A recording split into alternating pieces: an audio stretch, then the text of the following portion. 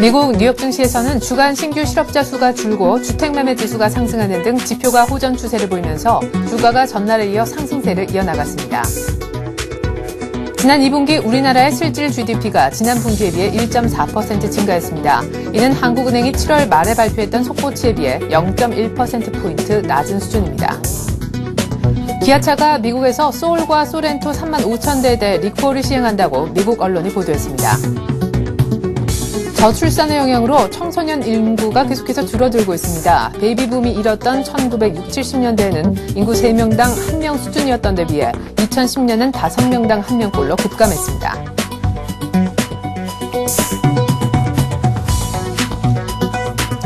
안녕하십니까. 출발선 증시의 최혜린입니다. 어제 태풍 곤파스가 우리 중부 지역을 크게 강타했지만 코스피까지 넉다운 시키지는 못했습니다. 어제 코스피는 또 올라서 이틀 연속 강세를 띄웠는데요. 이제 지수가 1770선까지 레벨업이 됐습니다. 하지만 어제 장 초반 1780선이라는 지수대까지 보여줬던 걸 감안하면 전강 후약 장세는 조금 아쉬웠었는데요. 역시 지수는 올랐지만 수급이 따라주지 않은 외국인들의 매도가 오후장 들어 나왔다는 것이 조금은 안타까운 장이었습니다. 어제 끝난 양시장 마감지수 다시 한번 확인해보죠.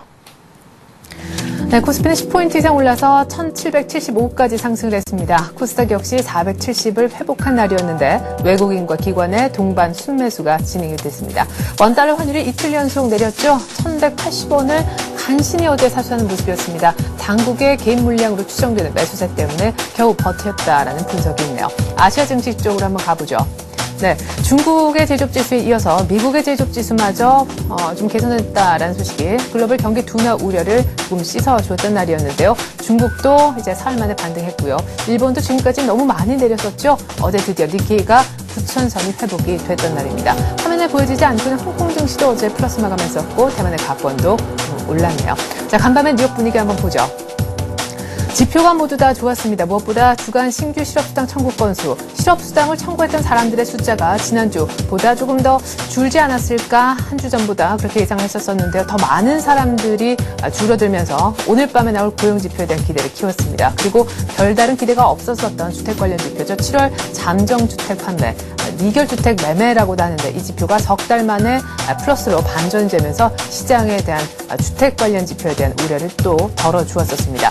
지표가 효자 노릇을 해서 뉴욕 증시는 또 올랐는데 금요일장이고 고용지표를 너나 할 것 없이 기다리고 있어서 우리 증시가 오늘 오르긴 하겠지만 상승폭은 제한적이지 않을까라는 분석이 많네요. 이 같은 마감지수 갖고 지금부터는 전략을 세워보겠습니다.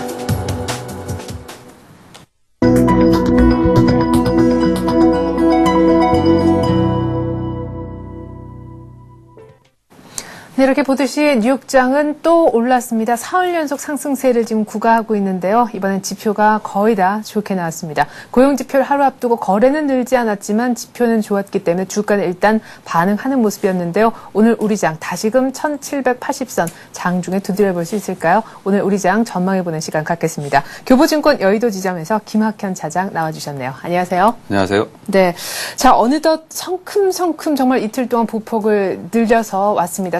1770선 중반. 하지만 조금 아쉬운 것은 어제 장 초반에 일단 1780이라는 지수를 보자마자 그냥 터치만 하고 끝났다라는 점인데 그때 말씀해 주셨던 조금 보수적으로 봐야 되는 것이 아닌가. 약간 오버슈팅 끼가 있다라고 얘기하셨던 화학업종이 약간 주춤해진다 이런 생각도 들어요. 시장 어떻게 보셨는지요? 예, 시장이 약세를 보일 때 뭐 상대적으로 크게 선전했었던 이 화학주들이 지난 이틀 동안 시장의 강세를 보일 때 오히려 둔화되는 모습이 나타나고 있습니다. 네. 그 수급적인 주체는 역시 뭐 기관 투자자들이 그 역할을 해오고 있는데 이 화학주들의 전반적으로 뭐 외국인들의 참여도 있었지만 전반적으로는 이 기관 투자자들이 화학주들을 많이 끌어올렸었던 부분들을 감안한다면 네. 기관 투자자들이 어느 정도 차익 실현에 나서고 있는 것이 아닌가라고 이렇게 판단을 하고 있는데 그 차익 실현의 기회가 해외 증시가 좋은 모습을 보일 때 차익 실현에 나서고 있다는 부분에서 상당히 효율적인 그 매도를 펼치고 있다라고 봐야겠습니다. 네. 이 화학주들이 그 둔화되는 모습이 나타나면서 시장 전반적으로 많은 변화가 있는데요.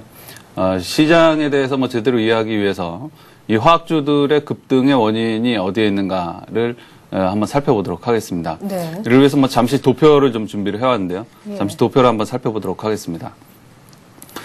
최근에 이제 이전의 시장을 대표하는 IT 업종과 그 화학업종의 밸류에이션을 좀 비교를 해봤습니다. 네. 비교를 해봤는데 밸류에이션에서 뭐 가장 비중 있게 다루고 있는 부분들이 이 ROE, 즉 이 ROE라는 건 이제 자기자본 수익률을 말하는데요. 네. 이 ROE 대비해서 얼마만큼의 PBR을 받느냐, 이제 자산 가치가 얼마만큼 되냐, 뭐 네. 이런 건데 통상 이제 ROE가 그 종목과 향후 전망에 따라 다르지만 네. ROE가 20% 가량 될 경우에 뭐 정당한 PBR을 한 2배 정도 부여한다고 가정을 할 때 네. 이 화학업종은 그동안 굉장히 많이 올랐지만 네. 이게 뭐 너무 심한 것이 아니냐라는 얘기가 나올 정도로 굉장히 심하게 올랐지만 그 ROE 대비해서 PBR은 뭐 21%의 ROE의 2배 정도의 PBR 평균을 말하는 건데요. 맨 네. 밑에. 예, 그 정당한 평가, 지금이 정당한 평가를 받고 있다라고 봐야겠습니다. 네. 반면에 뭐 전기전자는 너무 빠지는 게 아니냐라는 그 시장의 시각들이 굉장히 많았는데요. 네. 이 전기전자를 대표하는 뭐 7개 종목의 그 밸류에이션을 좀 비교를 해본 네. 결과 역시 비슷합니다. 20%대의 ROE에 1.87배의 PBR을 부여받고 있거든요. 네. 그래서 굉장히 많이 오른 것 같은 화학주도 결국에는 20%의 ROE의 2배, 그리고 네. 전기전자도 20%의 ROE의 뭐 1.9배, 굉장히 비슷한 수준까지 올라온 상황에 준한다라고 볼 수 있습니다. 네. 그래서 이러다가 이제 지금 상태에도 그 화학업종의 밸류에이션이 전기전자를 살짝 오버슈팅하는 그 단계까지 진입을 했죠. 네. 이 화학업종은 이전에는 뭐 전통적인 그 저평가주로 인정을 받았었는데 이 자기자본 수익률이 올해뿐만 아니라 내년도까지도 20%를 계속 유지할 것으로 전망이 되면서 네. 최근 이제 기관 투자자들의 관심을 좀 집중적으로 받았다라고 볼 수 있습니다. 네. 결국에 이 화학업종이 급등한 것은 시장이 밸류에이션에 그 주목을 했기 때문입니다.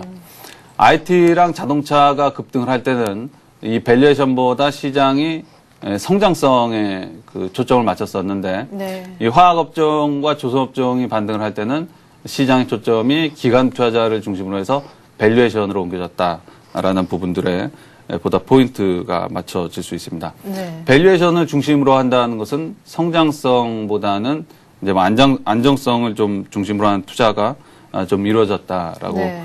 볼 수 있겠습니다. 그래서 어쨌든 뭐 화학업종이 전기전자의 평균 그 밸류에이션까지 추월을 하니까 네. 지금 이제 제동이 걸리면서 화학업종 중에 가장 크게 오른 OCI라든가 하나케미칼을 중심으로 해서 기관의 매도가 상대적으로 큰 폭으로 지금 나오고 있으면서 네. 화학업종이 부진한 모습을 보이는데 예전에도 몇 번 말씀드렸듯이 이 기관 투자자들의 자금은 어느 쪽에서 빠져나와서 현금 보유하고 있는 경우가 거의 없다는. 예, 거의 없습니다. 이게 네. 결국에 이제 다른 쪽으로 옮겨지기 마련인데 화학업종이 제동이 걸리면서 여러 가지 업종으로 지금 분산되는 양상을 보이고 있습니다. 네. 예, 앞서 이제 그 도표에서 잠깐 보셨지만 같은 화학업종 중에서도 ROE가 20%인데 PBR이 1배밖에 되지 않는 GS 같이 더 저평가된 종목으로 일부 매기가 좀 계속 이어지고 있는 상황이기도 하고요. 네. 밸류가 있는 종목은 아직 화학 섹터라도 떠나지 않고 있다는. 네, 그렇죠. 예. 또 두 번째로는 그 다른 업종을 좀 선택을 하고 있는 매기들이 좀 보이는데요. 그 매기들은 자원개발주와 내수주로 좀 몰리고 있습니다. 그래서 전일 같은 경우는 LG 상사를 탑픽으로 해서 뭐 대우 인터내셔널, 뭐 현대 상사 이러한 종목들이 좀 주목을 받고 있고 네. 내수주에서는 그동안 뭐 중국 내수주들이 시장에서 각광을 좀 받았었는데 전일에 이런 것들이 좀 확산이 되면서 LG 패션이라든가 롯데 쇼핑, 현대백화점, 뭐 CJ 제일제당 이런 종목들까지 보다 폭넓게 그 매기가 확산되는 모습이었습니다. 네. 마지막으로는 IT 낙폭과대주로 역시 그 매기가 좀 퍼지고 있는데 네. 그 LG 디스플레이라든가 LG 이노텍, 삼성전기 같은 종목이 기관의 매수를 받으면서 전일 큰 폭으로 그 반등을 하는 모습이 나타났습니다. 네. 반면에 그 이런 것과 상관없이 이 지주회사 관련주들의 강세는 좀 지속이 되면서 시장에서 제일 강한 모습을 형성하기도 했습니다. 네. 자, 그러면은 화학에서의 어떤 그 약발이 사실은 그 핵심이 기관이 사주는 이유, 계속해서 장이 부진했을 때 좀 강한 업종으로서의 어떤 지속적인 면모를 보일 수 있었던 이유는 밸류에이션이었는데 그 메리트가 떨어지니까 이제 다른 쪽으로 살 종목들을, 살 업종들을 모색하고 있는 가운데 좀 튀는 그런 순환매 돌아가는 쪽에 어떤 수혜를 받을 수 있는 곳이 좀 보인다라고 얘기를 하셨는데 그러면 결국 시장에 지금 어떤 키워드, 화두는 결국엔 또다시 밸류에이션 메리트가 있는 곳, 저평가가 있는 곳으로 좀 찾아가 봐야 되겠네요. 예, 밸류에이션적인 매력이 있는 곳을 찾는 것이 가장 좋겠지만, 네.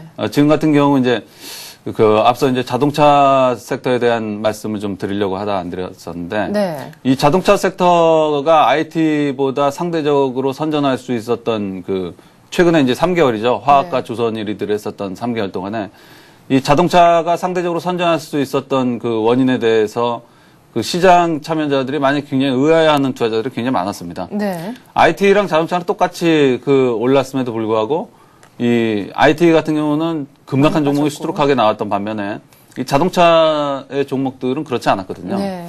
그냥 완만하게 하향 추세대를 그리는 모습이었거든요. 그래서 이 결국에는 이제 자동차 섹터 같은 경우는 ROE가 한 20% 정도 기록할 것으로 전망이 되는데 네. 지금 PBR은 한 1.5배에서 1.6배밖에 되지 않았습니다. 그러니까 결국에는 밸류에이션이라는 거죠. 네. 그래서 과거에 이렇게 밸류에이션을 중심으로 해서 좀 시장이 초점이 맞춰졌다라는 부분을 인지를 해야지 네. 향후에도 시장에 이제 제대로 대응을 해나갈 수 있을 것으로 보이는데요. 네. 그래서 이제 화학업종의 매기가 같은 업종이 저평가된 종목하고 자원개발주, 내수주, 낙폭과대 IT주 이렇게 좀 분산되는 모습을 보였는데 네.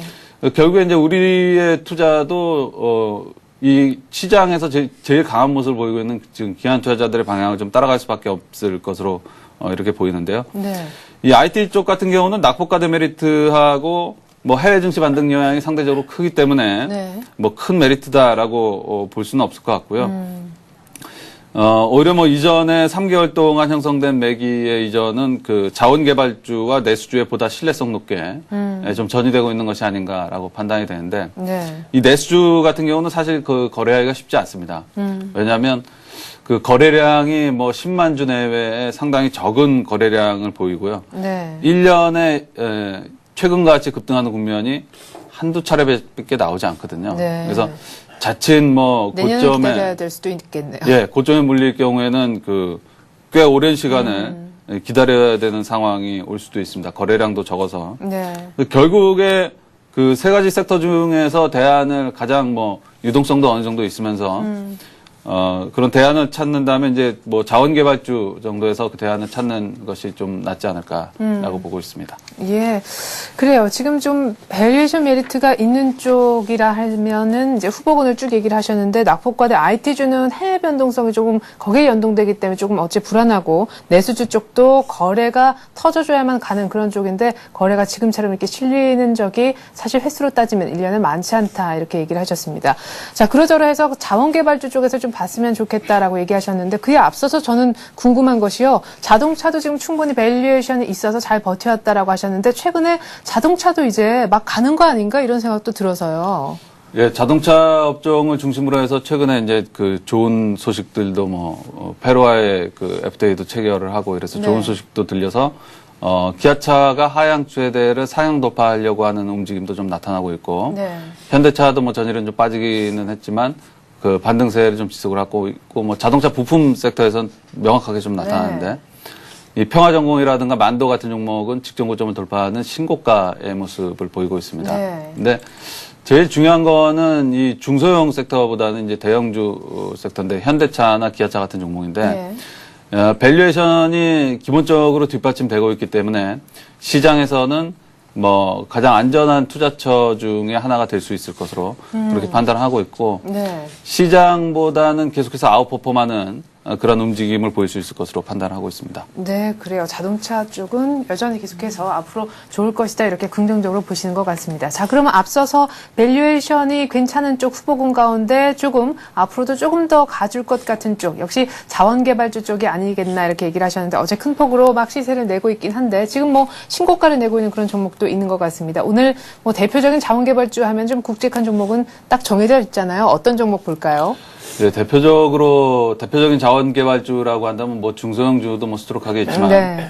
대형주로 LG상사 그리고 대형인터내셔널, 현대상사, GS글로벌 뭐 이런 종목들이 있습니다. 네. 종합상사 관련주로 이제 묶을 수 있는데 예. 작년에 이 현대상사가 현대중공업으로 피인수됐고 올해 이제 대우인터내셔널이 포스코로 피인수됐습니다. 그러면서 종합상사의 매력이 점점 좀 높아지고 있는 것이 아닌가라고 판단하고 있는데 네. 이 중에서도 가장 독보적인 자원개발 성과를 드러내고 있는 LG상사에 대해서 한번 살펴보도록 하겠습니다. 네. LG상사는 비교 대상이 이제 대우인터내셔널과 현대상사 이 정도를 들 수 있는데 이 자원개발 부분에서 1,000억 원 이상의 안정적인 수익을 창출하면서 관련 비교 대상 기업의 약 3, 4배 정도의 이익을 계속 지속적으로 이렇게 창출을 해나가고 있습니다. 네. 또 이익의 안정성도 꽤 높다고 볼 수 있는데요.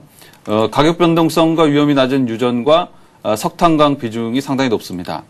그리고 개발 단계 이상의 중형 자원 개발 사업에 주로 지분을 투자하고 있기 때문에 이익의 안정성도 상당히 높다라고 볼 수 있고, 이 종합상사 업을 하고 있는 쪽들은 이 무역의 비중이 높아서 이 자산 가치 면에서 항상 타업종 대비해서 단점으로 부각되곤 하는데, 네. 이 LG상사 같은 경우는 지분 32%를 보유하고 있는 이 GS 리테일이 내년 상장을 지금 계획을 하고 있습니다. 네. 또 이제 내년 상반기 상장을 계획을 하고 있는데 문제가 없기 때문에 아마 무난하게 내년 상반기에 상장을 할 것으로 판단이 되는데 네. 상장 시점과 맞물려서 자산 가치가 이게 더욱 부각될 전망입니다.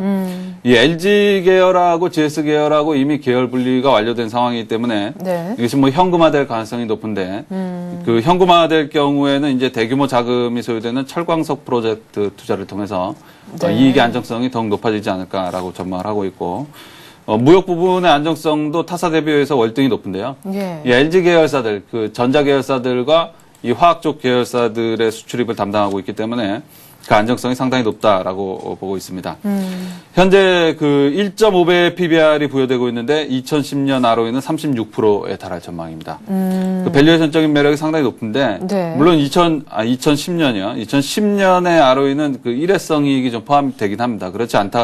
만약에 그렇지 않다라고 하더라도 연간 16에서 18%의 ROE는 꾸준하게 달성될 전망이기 때문에 네. 현재와 같은 시장에서는 아직 고평가를 논할 수는 없는 단계다라고 판단을 하고 있습니다. 또한 다른 자원 개발주 대비해서 최근에 가장 많이 올랐지만 역시 가장 저평가된 종목입니다. ROE와 PBR의 상관관계를 통해서 보더라도. 네. 마지막으로 차트도 간단하게 좀 살펴보도록 하겠습니다. 네, 그럼 지금 신고가 내고 있고 이렇게 많이 꾸준하게 한 6월부터 오르기만 했다라는 것에 대한 부담을 느낄 필요는 없겠네요. 차트상으로 좀 부담스럽더라도 사실상 저평가된. 예. 네. 최근에 이제 앞서서 화학업종을 설명을 드릴 때도 이제 말씀을 드렸지만 이 차트상 많이 오른 것은 절대 약점이 되지는 않습니다. 네. 왜냐하면 화학업종에 급등하는 국면에서 역시 많이 올라서 부담스럽지만 계속해서 화학업종들이 계속해서 올랐거든요. 예. 이제 매기들이 이제 전혀 이제 대우인터내셔널로 기관 투자자들의 매기는 이제 대우인터내셔널로 좀 옮겨가는 모습이었습니다. 네. 이제 LG상사는 저평가된 메리트를 근간해서 외국인들이 좀 끌어올리고 있는데 이 대우인터내셔널도 사실 굉장히 훌륭한 투자 대상이라고 판단하고 있습니다. 저는 오늘 대우인터내셔널 얘기해 주시는 줄 알았거든요. 예, 대우인터내셔널은 근데 밸류에이션 지표가 상당히 높습니다. PBR이 약 3배 정도 됩니다. 네. 만약에 시장 상황이 성장성에 초점을 좀 맞춰졌다라고 한다면 제가 대우인터내셔널을 좀 소개를 해드릴까 했는데 시장 상황은 어쨌든 밸류에이션에 초점을 맞추고 있기 때문에 네. LG상사를 좀 보고 있고요. 네. LG상사의 매수가는 전일보다 150원 낮은 가격 37,100원 정도로 설정을 하고 네. 리스크 관리가는 이전에 고점권역이라고 볼 수 있는 이게 30분봉으로 보는 건데요. 네. 직전 고점권역이라고 볼 수 있는 35,500원을 설정하도록 하겠습니다. 목표가는 월봉상 이게 통상 이제 10,000원 단위로 주가 변동을 하거든요. 네. 그래서 이번에 이제 35,000원 돌파를 했기 때문에 목표가는 45,000원까지 좀 보면서 이제 LG상사까지 좀 살펴봤습니다. 네, 그래요. 자, LG상사 오늘 시장 상황에 따라 어느 정도에 매수하면 좋을지 이 매수가만 끝으로 좀 여쭤보죠. 네, 매수가는 전일 종가보다 150원 낮은 지금 어쨌든 뭐 3일 연속해서 장대 양봉이 좀 형성된 상황이기 때문에 네. 미국 증시가 올랐다고 하더라도 뭐 소폭 장중에 눌림목은 나올 수 있기 때문에 한 150원 낮은 37,100원 정도를 좀 설정해 보도록 하겠습니다. 네, 그래요. 오늘은 자원개발주 가운데서 밸류에이션 메리트가 있는 LG상사 얘기를 해봤고요. 오늘 약간의 어제 종가 대비했을 때는 눌림목 예상하시고 들어가서 45,000원까지 한번 수익을 내보자 이런 전략을 세워주셨습니다. 교보증권 여의도지점 김학현 차장이었습니다. 고맙습니다. 감사합니다.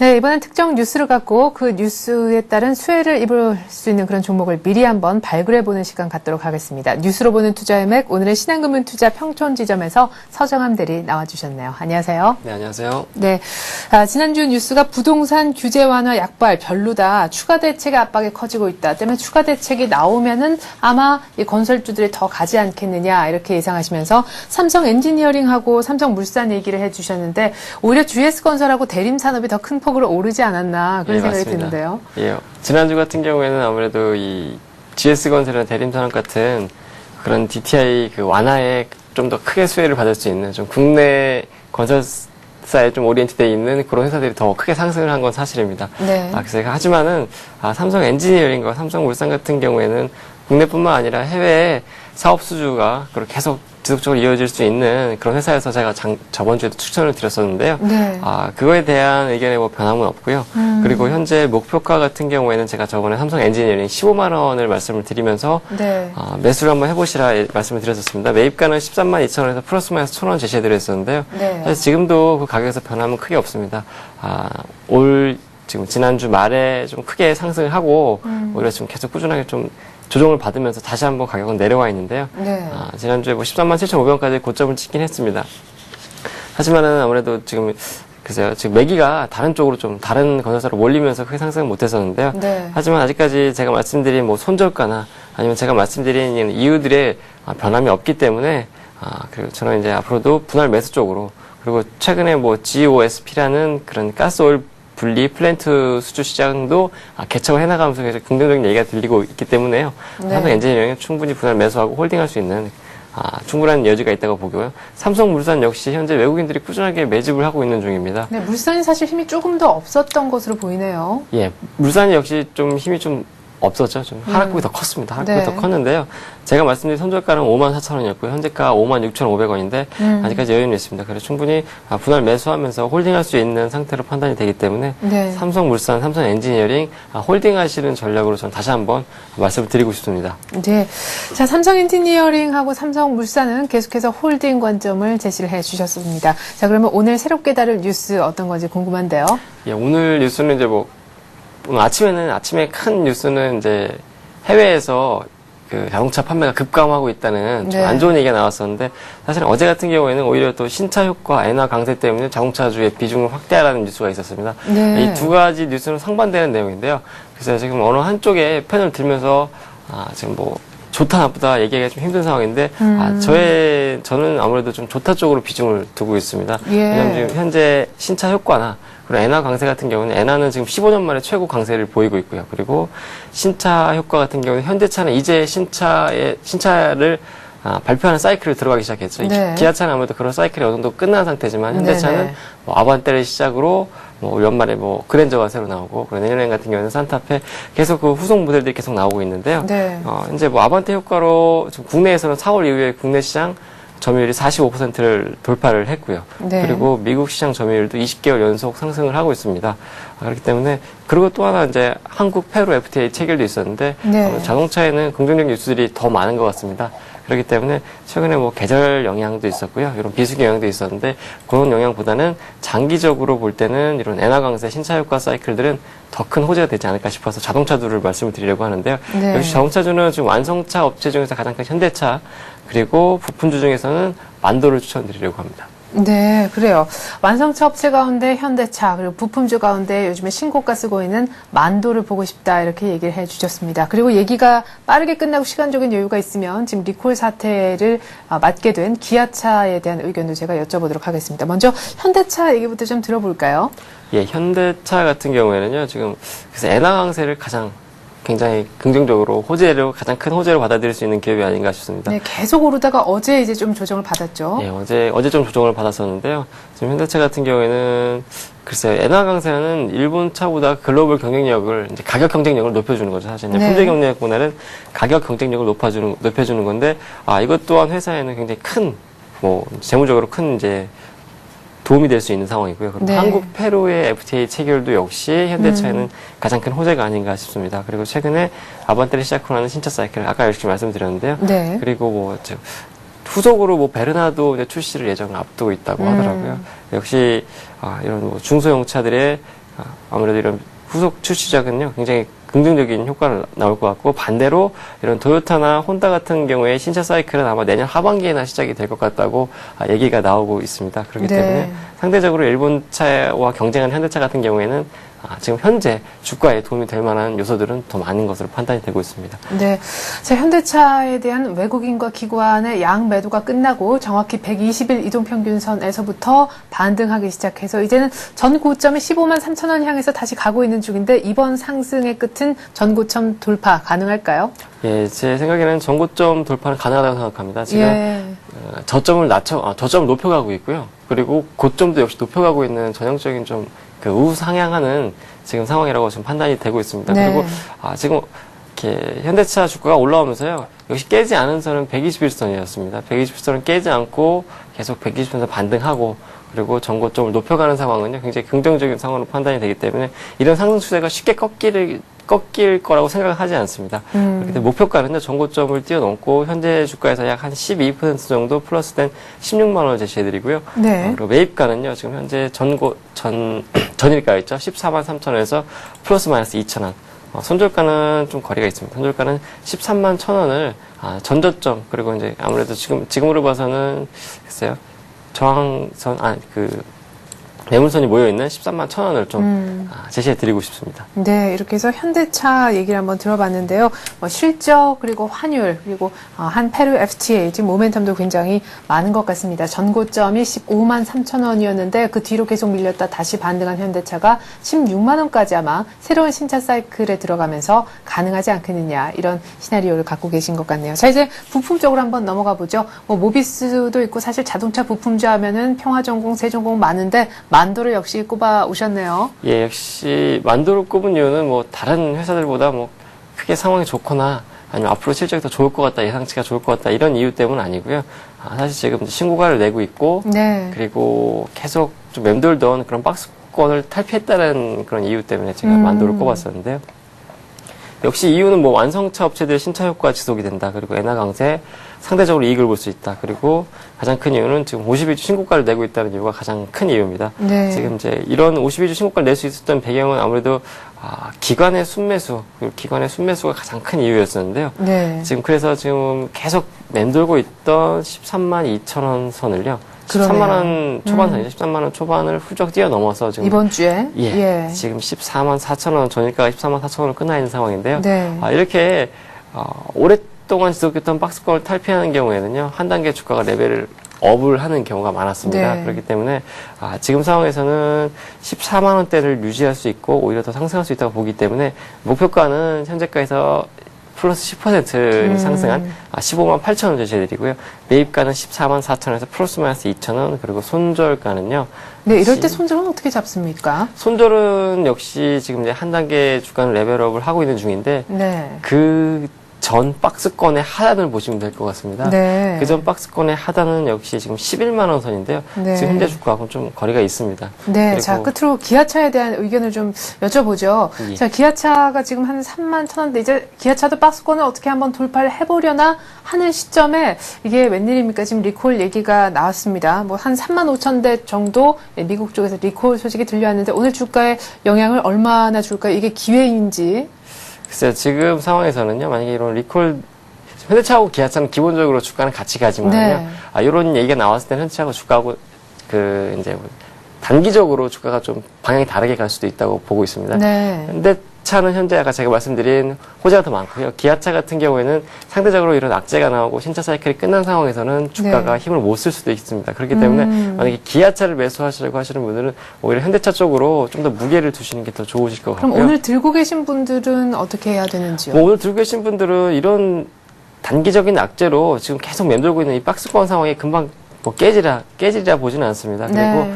기아차가 오히려 현재까지는 현대차보다 주가가 더 강했죠. 120선까지 내려간 적이 없었습니다. 네. 그래서 최근에는 이런 박스권 장세가 좀 길어지면서 좀 지루한 모습을 보여주고 있는데 만약에 이런 지루한 장세, 박스권 장세가 싫으시다고 생각하시는 분들은요. 그래서 현대차로 좀 바꿔 타도 크게 뭐 손해 보시거나 이러진 않을 것 같고요. 지금 상황에서는 오히려 기아차보다는 현대차, 어차피 같은 방향이지만 현재로서는 좀 더 호재가 많은 현대차 쪽으로 좀 무게를 두시는 게 좋지 않을까 싶습니다. 네, 자, 기아차는 이제 K5에 대한 효과도 어느 정도 이미 다 본 상황이죠. 딱히 뭐 후속타가 많이 있지는 않습니다. 뭐 포르테 얘기가 조금 나오고 있긴 한데, 기아차는 신차 사이클도 거의 끝난 무렵에 리콜 얘기까지 오늘 아침에 나온 상황. 오늘 빠지면 기회라기보다는 오히려 기아차보다는 다시 산다 할지라도, 현대차 쪽을 보는 것이 조금 더 낫지 않겠느냐. 심지어 기아차에서 현대차로 갈아타는 쪽까지도 언급을 하셨습니다. 자, 이렇게 해서 오늘 자동차주를 좀 들여다본 것 같네요. 오늘 현대차하고 만두에 대해서 차트까지 한번 들여다봤습니다. 신한금융투자 평촌지점 서정함 대리였습니다. 말씀 고맙습니다. 감사합니다. 네, 9월 3일이죠. 금요일장입니다. 오늘 이번 주 마지막 거래일이 될 텐데 뉴욕 증시가 또 올랐지만 고용지표를 모두 기다리고 있어서 아주 제한적인 상승이 기대가 되고 있습니다. 그래도 좀 뛰면서 출발하지 않을까 기대를 걸어보게 되는데 시초가, 예상 시초가 한번 보도록 할게요. 자, 오늘 코스피는 1780, 다시 어제 초반처럼 일단 이 지수는 보여주고 시작하지 않을까 싶고요.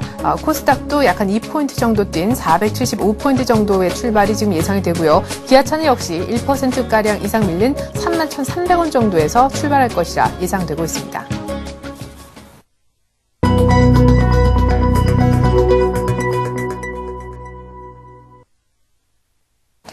네, 9월 3일 금요일 우리 장 이제 막 열렸습니다. 뉴욕 증시가 또 올랐죠. 다우도 약 한 50포인트 정도 추가적으로 상승했는데 나온 지표가 주간 단위로 나오는 고용지표 그리고 주택관련지표 모두 다 좋았기 때문입니다. 그럼에도 불구하고 오늘 밤에 나올 고용지표를 기다리면서 거래는 그다지 많이 실리지 않는 뉴욕 증시였는데요. 어쨌거나 급등 이후에 추가적인 상승, 우리 증시에 오늘 나쁜 영향은 주지 않을 듯 싶습니다. 예상 시초가 보니까 1780은 보여줄 듯도 했는데 1780 넘기면서 출발하는지 시초가 분석해드리겠습니다. 화면 함께 보실까요? 네, 현재 코스피가 정확히 1780 정도에서 출발하는 것 같습니다. 코스닥도 475포인트에서 어제 종가 대비 2포인트 이상 뛰었습니다.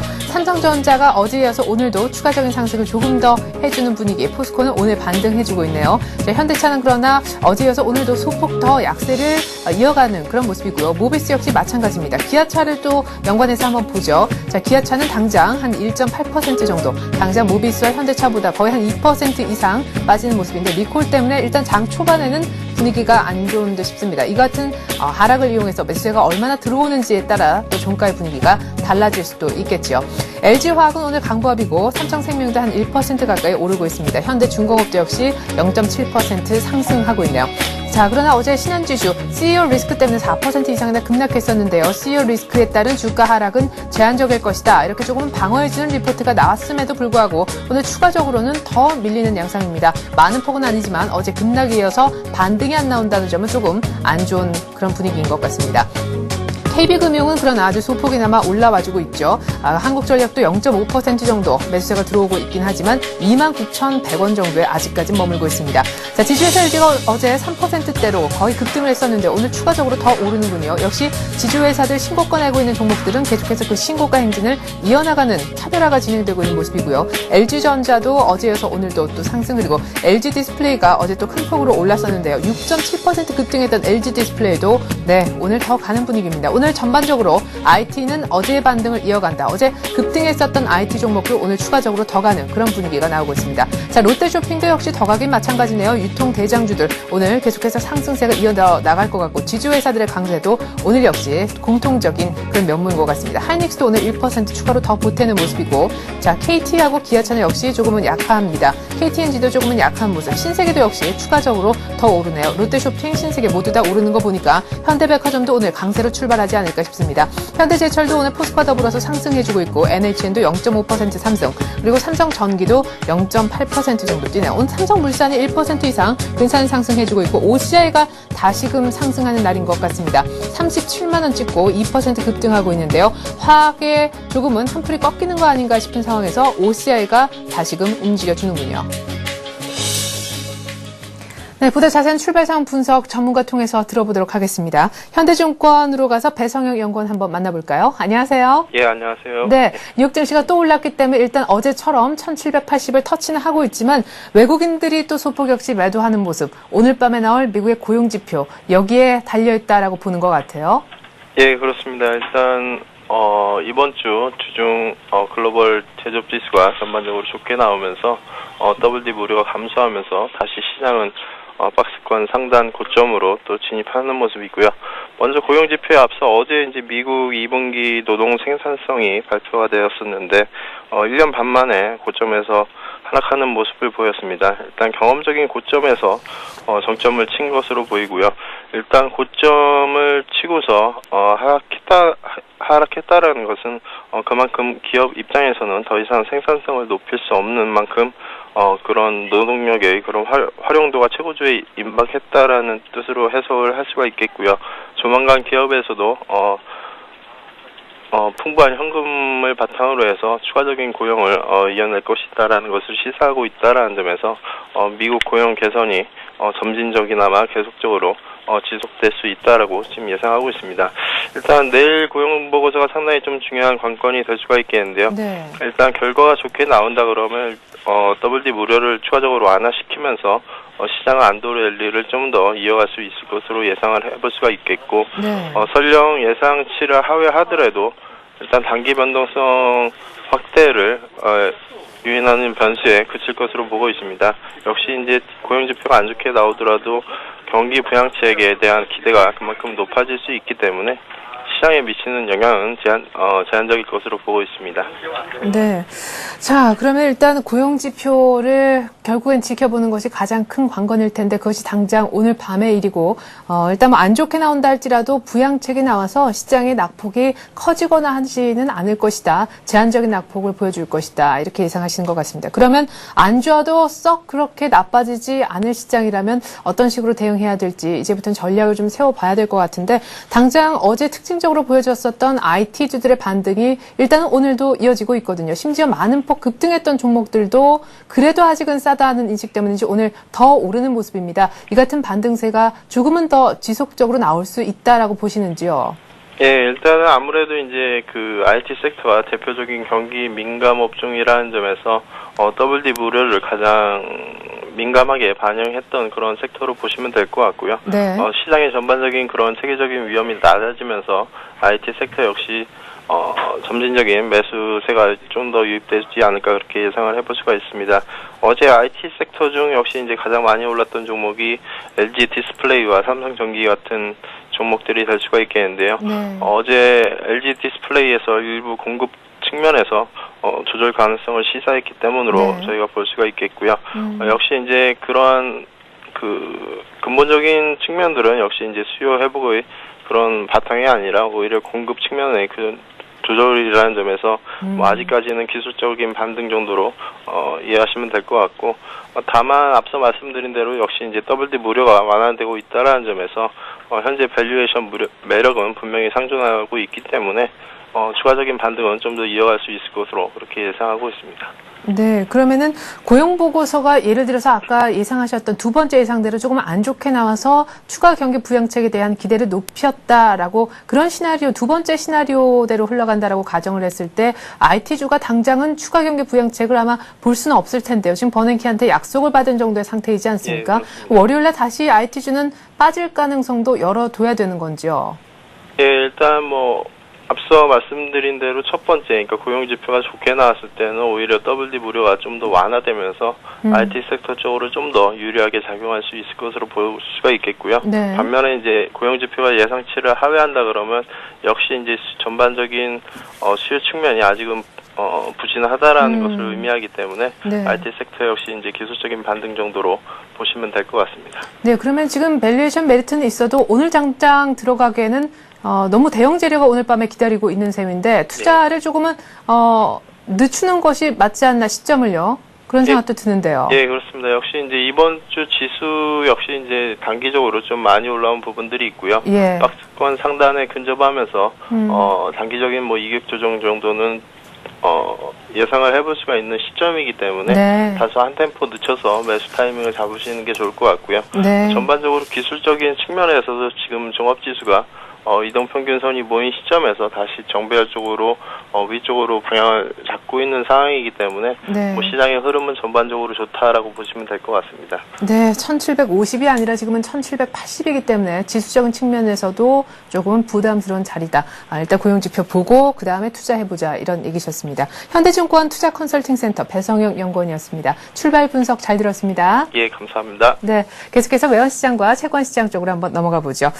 오늘은 NH투자선물로 가서요. 전수영 연구원 한번 만나볼까요? 안녕하세요. 네, 안녕하세요. 네, 어제 환율이 1180원 겨우 간신히 사수가 됐는데 혹시 오늘 출발하면서 이것이 아래쪽으로 깨지면서 출발하고 있는지 궁금합니다. 일단 여기부터 좀 정리를 해봐 주시죠. 예, 일단 이제 오늘 환율은요. 여계 환율에서는 이제 보합세를 나타낸 덕에 1179원 80전으로 전일 대비 70전 하락한 상태로 시작을 하고 있고요. 현재는 네. 지금 80원 선에서 지금 공방이 이어지고 있습니다. 예, 일단 어제는 장중에 이제 결제수가 계속 꾸준하긴 했지만요. 일단 1,200원대 진입이 어려워졌다라는 판단으로 달러를 이제 적극적으로 매수하려는 세력이 부재하면서 계속해서 이제 밀리는 모습을 나타냈습니다. 하지만 이제 80원 밑으로 내려가기도 역시나 쉽지 않다는 것을 확인을 했고요. 장중에 이제 80원대 공방이 이어지면서 결국 이제 종가는 80원 선에 턱걸이한 1,180원 50전으로 마감을 했습니다. 네. 자, 오늘 밤에 미국의 고용보고서 앞두고 아마 시장 참가자들이 적극적인 플레이를 안 할 가능성이 높은데 오늘도 역시 환시장 쪽에서는 그냥 박스권 정도를 예상하는 게 맞을런지요? 예, 그렇습니다. 일단 이제 시장의 관심이 미국의 이제 고용지표에 집중이 되어 있는 가운데 네. 일단 이제 어제 목요일 날 나왔던 이제 신규 실업수당 청구 건수가 생각보다 이제 양호한 상태로 나오면서 뉴욕 증시가 한 번 더 반등을 했습니다. 이런 영향으로 현재 지금 국내 증시도 지금 반등이 나서고 있는 모습이고요. 네. 하지만 이제 오늘 같은 경우는 이제 외국인 주식 순매수 그리고 엔화나 유로화의 동향에 많이 연동되는 모습을 보일 것으로 예상이 됩니다. 네. 일단 이제 엔화나 유로 같은 경우는 현재 지금 달러 대비 약세를 보이고 있는 모습인데요. 아시아 거래에서 약세를 보이고 있습니다. 네. 이런 영향으로 지금 달러 환율도 지금 80원권에서의 공방이 이어지고 있는 모습인데요. 아무래도 이제 80원 밑으로는 당국의 개입 경계감도 계속해서 나오고 있기 때문에 아무래도 이제 오늘 이 밑으로 일단 밀어보려는 시도는 조금 어려울 것이라는 생각이 들고요. 하지만 역시나 박스권 상단도 계속 지지가 되고 있는 양상인 만큼 오늘은 이제 경제지표 발표를 대기하면서 조금 이제 조용한 장이 예상이 됩니다. 네.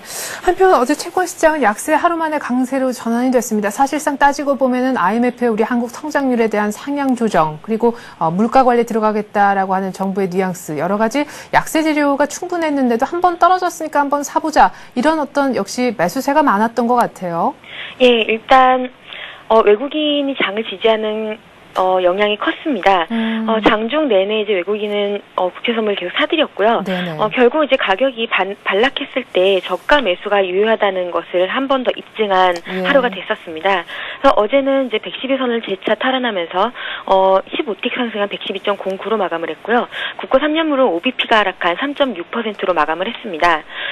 일단 이제 계속해서 개장가는 낮아지고 있는 모습이지만 계속해서 저가 매수가 들어오고 있는 양상입니다. 일단 뭐 경기 펀더멘털 같은 경우는 계속 양호한 흐름으로 나오고 있고 오늘 아침에 발표되었던 2분기 GDP도 예상치는 뭐 조금 하회했을지 몰라도 전년 대비 7.2%면은 굉장히 양호한 수준입니다. 그래서 시장이 이런 부담을 안 느낄 수는 없을 것으로 예상이 됩니다.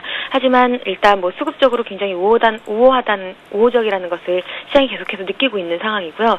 오늘 이제 미국의 고용 지표가 그래도 예상보다는 좋지 않게 나오지 않을까라는 시장의 기대감이 조금 있는 상황인데요.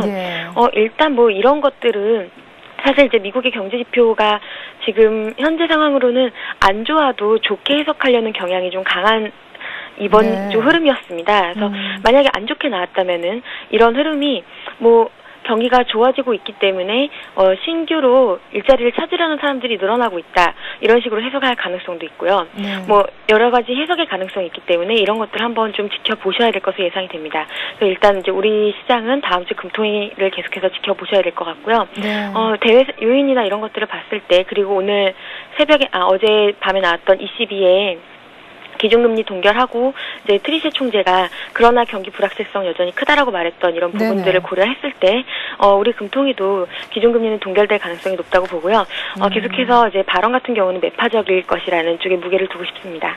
네, 내용의 코멘트는 조금 매파적이겠지만 역시나 금리를 올리지 못할 것이다. 대외적으로 분위기가 지금은 오히려 좀 양적 완화 쪽으로 잡혀 있는 듯하니까라고 채권시장 또 금통위 전망까지 곁들여 주셨네요. NH 투자선물 전소영 연구원 과 함께 채권시장과 외환시장 출발 및 전망까지 들어봤습니다. 말씀 잘 들었습니다. 네, 감사합니다.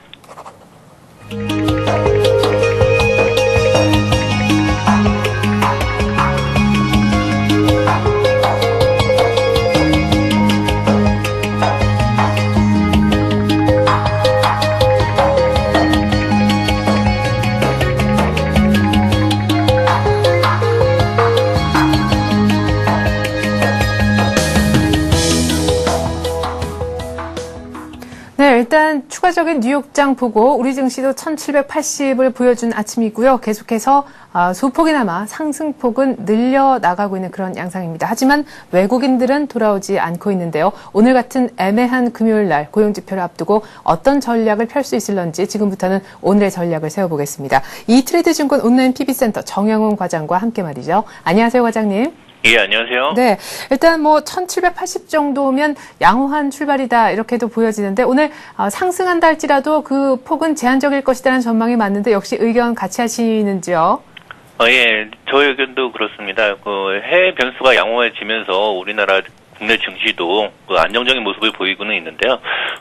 일단 그 단기간에 1800을 돌파를 하는 강한 모습보다는 다음 주에 있는 쿼드러플 위칭데이까지는 1800선의 상향 돌파가 좀 힘들지 않을까라는 그런 생각을 가지고 있습니다. 네. 그리고 다음 주에는 그 쿼드러플 위칭데이하고 더불어서 금통위의 금리에 대한 결정 부분들이 있기 때문에 국내 변수로서는 다음 주에 그런 그 이벤트가 끝난 다음에 증시가 좀 방향성을 잡지 않을까 예상을 하고 있고요.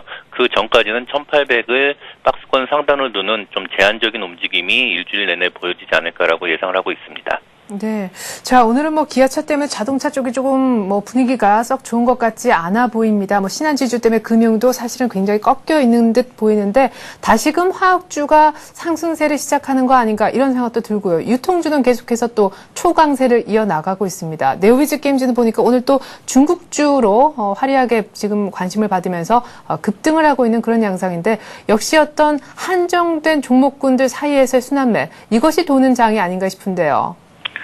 예, 금일장 전략하고 그 업종에 대한 얘기를 같이 말씀을 드리는데요.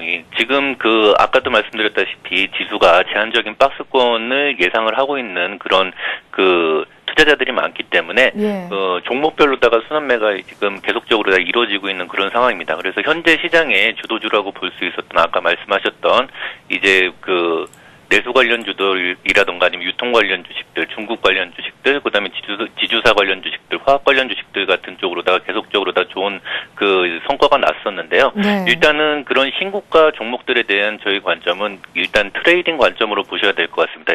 고가를 갱신한 종목들에 대해서는 일단은 그 현금화를 시키고 그 신고가를 냈던 종목들이 21선이나 아니면 5일선 아래로 내려가서 그 기간 조정이라든지 가격 조정을 보이게 된다라고 하게 되면은 다시 포트폴리오에 편입을 시키는 그런 식의 그 모습을, 그런 식의 매매를 해야 되는 그런 구간이다라고 생각을 하고 있고요. 실제로다가 뭐 이제 화학주 중에서는 뭐 LG화학이라든지 하나케미칼이라든지 코롱 인더스트리 같은 그런 신고가를 내고 있는 그런 종목들은 일단 일정 부분 현금화를 시키고 나머지 그 기간 조정이나 가격 조정을 그 본 다음에 다시 편입을 시키는 그런 쪽의 전략을 세우시는 게 좋을 것 같습니다. 이런 종목군들로다가는 아까도 말씀드렸다시피 화학주들이 네. 있고요. 그다음에 이제 그 네오위즈 게임즈 말씀하셨지만은 이제 중국 관련 주들로 가장 많이 올라왔던 게 아모레 퍼시픽이라든지 네. 아니면은 오리온 같은 그런 종목들이 있거든요. 그래서 이런 그 중국 관련 종목들도 이제 일정 부분 현금화를 시켜야 되는 그런 그 때가 아닌가라는 그런 생각을 가지고 있습니다. 그리고 네. 지금 현재 그 많이 올라갔던 종목에 대해서 현금화를 시키고 일정 부분 지금 다시 들어가야 되는 거는 아무래도 어제 미국 시장에서 다우보다 나스닥이 강세를 보였었는데요. 네네. IT 업종의 좀 단기적인 매매가 다음 주 그 쿼드러플 위칭되기 전까지는 그 IT 업종에 대한 플레이가 가능하지 않을까라는 그런 생각을 가지고 있습니다. 그래가지고 지금 현재 그 매수를 하신다라고 하는 입장에서는 고가를 갱신을 하고 있는 그 신고가 종목들에 집중을 하시는 것보다는 그 박스권 하단에서 지금 올라오고 있는 IT 업종에 그 집중을 하셔가지고서 다음 주까지 그 매매를 하시는 그런 전략을 가져가시는 게 좋지 않을까라는 생각을 가지고 있습니다. 네, 그럼 정리해보면 이런 거네요. 미국의 고용지표도 당장 오늘 밤 우리 시각으로는 주말에 나올 것이고 또 쿼드러플 위칭 그리고 금통 이것이 또 다음 주 목요일 날 몰려있는 그런 상황 속에서 일단 지금 신고가 내고 있는 종목들은 조금은 일정 부분 다 현금화를 좀 시키고 나머지 돈으로 IT 부분에 대한 반등을 좀 기대하는 것을 금통이 이전까지 전략으로 한번 세워보자 이런 말씀이신데 일반적으로 지금 봤을 때는 글쎄요, 지수는 정말 박스권이라 할지라도 심지어 빠져도 역시 추세를 타고 있는 종목들은 아주 소폭 조정을 받거나 아니면 계속해서 지금까지는 올라왔던 패턴이라 이거를 지금 수익을 확정짓기는 조금 아쉽다라고 생각하는 부분들도 계실 것 같고 IT가 또 충분히 조정받았다고 하지만 역시나 그 지속적인 어떤 반등이 연속적으로 있었던 적이 정말 거의 없었기 때문에 이번이 역시 그런 기회일까라는 데 대한 의구심도 갖고 있으실 것 같은데요. 신고가 내는 종목을 지금 현금화하는 것에 대해서 추세를 왜 지금 벌써 이 말에서 내리려고 하느냐라고 이제 의문을 갖고 계신 분들한테 한 말씀을 좀 부탁드리고요. IT가 다음 주 초반에 움직일 것 같은 근거에 대해서 조금만 더 보충을 해주시죠. 일단 그 신고가를 내고 있는 종목에 대해서 일정 부분 현금화를 말씀을 드리는 거는 지금 현재 지수가 1800선을 그 박스권 상단으로다가 그 지금 보고서 그 단기간에 그 돌파를 하기 힘들다라고 하게 되면은 어느 정도 이제 신고가 종목군들은 지난주 한 2주 정도 사이를 두면서 그 주로 뭐 이제 한 20% 이상의 수익률을 올리면서 크게 상승을 했습니다. 그래가지고서 이런 종목들이 주도주군이 돼가지고서 지수를 한 단계 끌어올렸다라고 하는 실제로다가 주도주군으로서의 역할을 제대로 했다라고 하게 되면은 지금 그 현금화를 시킬 필요가 없지만은 그 중국 관련주들이나 아니면은 이제 신고가를 냈던 그런 종목들이 제 몫을 했음에도 불구하고 국내 주식시장이 1800을 돌파를 못하면서 어느 정도 박스권에 갇혀있다라고 하게 되는 거는 그 신고가를 냈던 종목들이 여기 지금 현재 상황에서 한 번 더 그 상승을 할 가능성보다는 아무래도 그 신고가 냈던 종목들이 조정을 받고 그다음에 이제 많이 내려갔던 종목들이 그 박스권 하단에서 올라오면서 어느 정도 지수의 키높이를 마친 이후에 그 기간 조정이 끝난 다음에 그 재차 상승을 했을 때 다시 주도주가 부각이 되는 그런 식의 기간 조정 기간을 9월달 내내 좀 이루어질 것 같다라는 그런 예상이 있습니다. 그래가지고서 지금 현재 그 달리고 있는 말에서 내린다라고 하는 거는 지금 9월달 그 전체 전략을 놓고 봤을 때 지금 9월달에 바로 1800을 돌파를 하면서 뭐 1900, 2000까지 갈 수 있는 모멘텀을 국내 증시가 가지고 있다라고 보고 있지 않기 때문에요. 아마도 그런 그 모멘텀을 가지게 되는 시기는 9월 말 이후에 10월 초가 시작되는 어닝 시즌과 더불어 가지고서 그 각 종목별로다가 그 어닝 모멘텀에 따라 가지고서 다시 한번 그 실적에 따른 랠리를 일으킬 가능성이 있습니다. 그리고 또 하나는 아까 금통위 얘기를 했는데요. 네. 7월 달에 그 금리 인상 이후에 우리나라 증시가 한번 랠리를 보였던 적이 있었는데요. 네. 그런 것처럼 금통위에서 진행이 되는 그런 사항들 이후에 이제 증시가 모멘텀을 가질 확률이 높기 때문에 지금 현재 한 일주일 정도 기간에는 이제 현금화를 시키고서 매매를 하는 그런 관점에서 봤을 때는 네.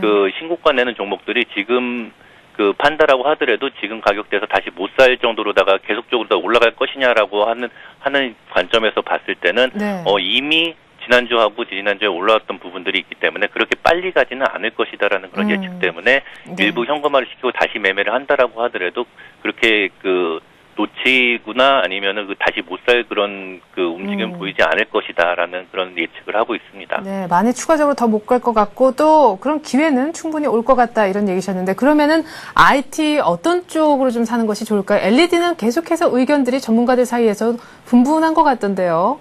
예, 가장 분분하긴 하지만은 가장 상승을 했을 때 탄력적으로 올라갈 종목들이 역시 LED라고 보고 있습니다. 네. LED 삼성전기라든지 LG 이동텍으로다 이렇게 대변이 되는 LED 업종이 가장 먼저 상승 탄력이 있을 것 같고요. 그 네. 이후로다가는 LCD 반도체들 순으로다가 IT 종목에 대해서 관심을 가졌으면 합니다. 그리고 실제로다가 IT 삼성전기나 LG 이동텍 같은 거래소의 IT 종목들이 반등한다라고 했을 때 가장 수익률이 좋은 거는 거래소에 있는 IT 종목들보다는 역시 코스닥으로다가 매기가 확산이 될 가능성이 많은데요. 네. 그거에 따라 가지고선 코스닥에서도 이제 기관이나 외국인들이 관심을 가지고 있는 IT라든지 아니면은 AMOLED 2차 전지 같은 그런 종목군들이 있습니다.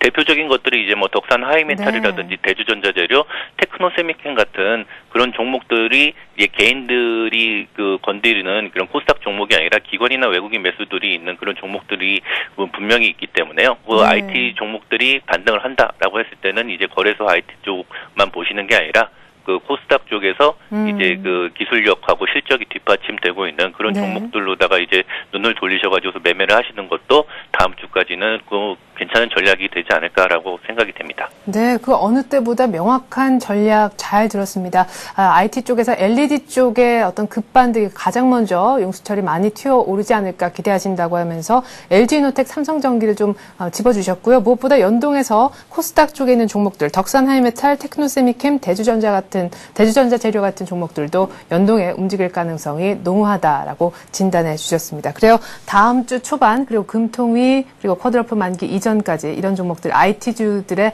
반등 한번 기대를 해보겠습니다. 이트레이드 증권 온라인 PB센터 정영훈 과장이었습니다. 분석 잘 들었습니다. 네, 감사합니다. 네. 자, 지금 코스피 다시 한번 보죠. 1784포인트, 85포인트 정도 보고 과장님하고 전략을 세우기 시작했는데 역시 지수는 오늘 딱히 힘이 없는 것 같습니다. 프로그램 쪽에 들어오는 매수 규모도 또 매도 규모도 딱히 크지 않고 전체적으로 매수 우위가 기록되고 있지만 네, 아주 소폭입니다. 개인들이 지금 한 200억 가까이 매도하고 있긴 한데요. 지금 이 시각 특징적인 부분은 외국인들이 매수로 돌아섰다라는 점입니다. 아주 소폭이지만 그래도 매도하지 않는 것이 어딘가 싶네요. 뉴욕장 역시 상승이 오늘 우리 증시 현물의 외국인 매수로 일단은 전이가 약간은 되는 그런 모습입니다. 코스닥 쪽에서 외국인하고 기관하고 동반해서 사는 모습 역시 어제 이어서 오늘도 이어지고 있습니다. 네, 1784포인트 정도에서 움직이고 있는 우리 증시. 하지만 오늘 일단 지수를 크게 기대하실 것은 없을 것 같고요. 무엇보다 네 종목을 한번 좀 더 집중하시면 좋겠습니다. 오늘 밤에 나올 고용지표를 기다리는 마음이 아마 다 매한가지실 거라는 생각이 드는데요. 앞서 말씀해 주셨던 정영훈 과장님의 의견을 좀 본다면은 역시 신고가 내고 있는 종목에 일단은 차익 실현 그리고 다음 주 초반에 움직여줄 IT주의 계속해서 반등 가능성 이것도 한번 내 전략에 넣어보시면 좋을 것 같습니다. 전 잠시 후 마켓앤센 증시로 다시 돌아오겠습니다. 고맙습니다.